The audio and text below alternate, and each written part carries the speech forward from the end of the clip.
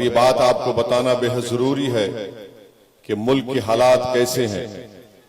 मुल्क में फिरका परस्ती तमाम हर तरफ फैला दी जा चुकी है।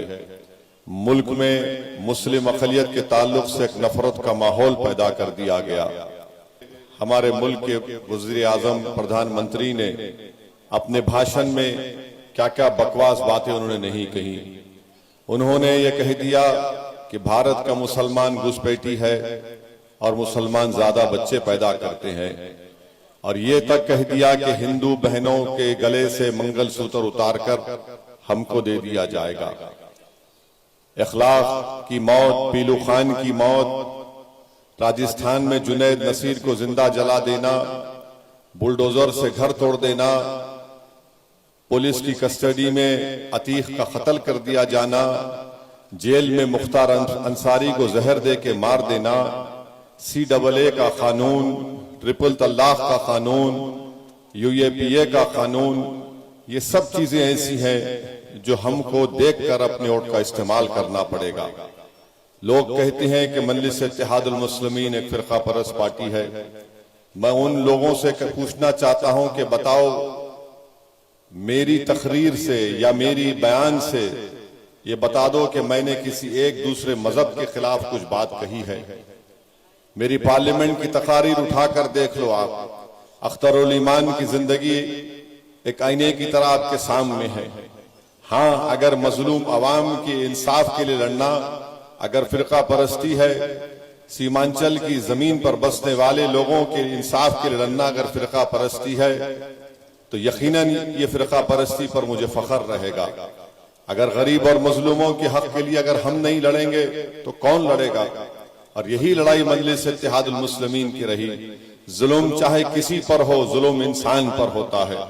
मजलिस ये नहीं देखती कि जुल्म अगर मुसलमान पे होगा तो हम चीख मारेंगे और लड़ेंगे, और किसी दलित पर होगा तो हम खामोश बैठ जाएंगे।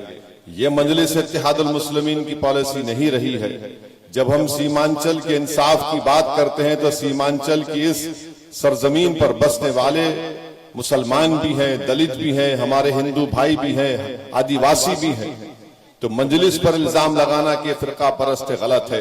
हाँ, देश का प्रधानमंत्री फिरका परस्त है। देश का प्रधानमंत्री फिरका परस्त है। देश का प्रधानमंत्री कम्युनल है। और जब से ये प्रधानमंत्री बने हैं, मुल्क में सबसे ज्यादा अगर हमले किए गए गाय के गोश्त के नाम पर तो मुसलमानों पर, अल्पसंख्यक समाज पर किए गए। बुलडोजर के जरिए घर तोड़ा गया, किसके घर ज्यादा तोड़े गए? अल्पसंख्यक समाज मुसलमानों के घर तोड़े गए। ये कहना पड़ेगा नरेंद्र मोदी को कि तुमने हमारी तौहीन की, हमको घुसपैठी कहकर।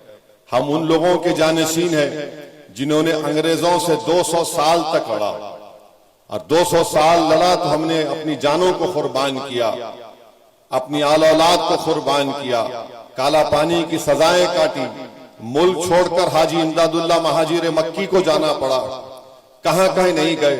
काला पानी की सजा अल्लामा फजल खैराबादी ने काटी।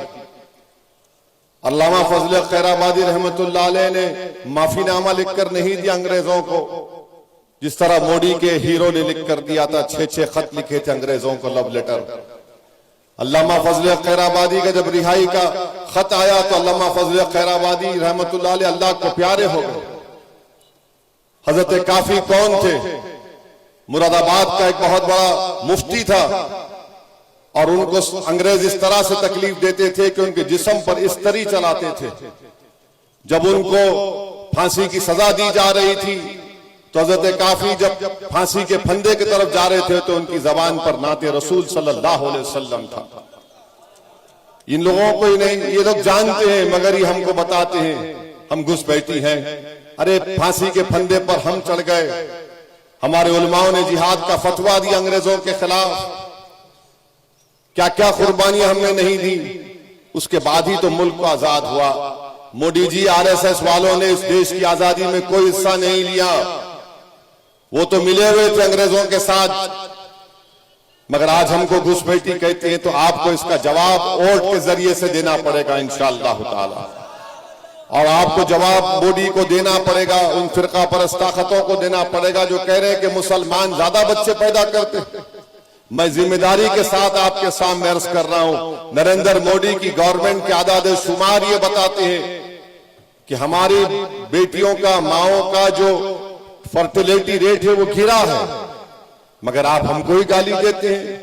और मोदी कहते हैं कि पैसा लेकर मुसलमानों को दे दिया जाएगा। इस मुल्क में सबसे कम महाना पैसे अगर गांव में, देही इलाकों में अगर कोई खर्चता है महाना, वो मुसलमान है। 1100 रुपये महाना भी हम खर्च नहीं कर पाते अपने घर के खाने पीने की चीजों के लिए। ये नरेंद्र मोदी की हुकूमत खुद कह रही है, इल्जाम हम पर लगा दिया जाता है।